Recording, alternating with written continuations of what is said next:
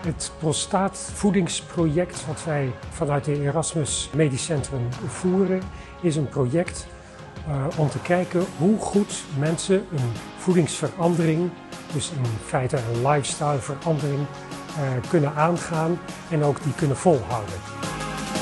Deelers zijn voor ons de belangrijkste bron van het maken en leveren van goede voeding. En dat betekent dus dat zij een essentiële element zijn in de gezondheidszorg in Nederland.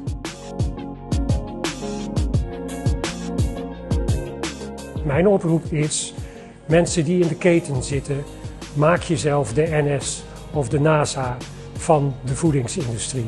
En zorg ervoor dat die 90.000 mensen met prostaatkanker in Nederland tenminste een goede, verse, snelle voeding op hun bord kunnen krijgen.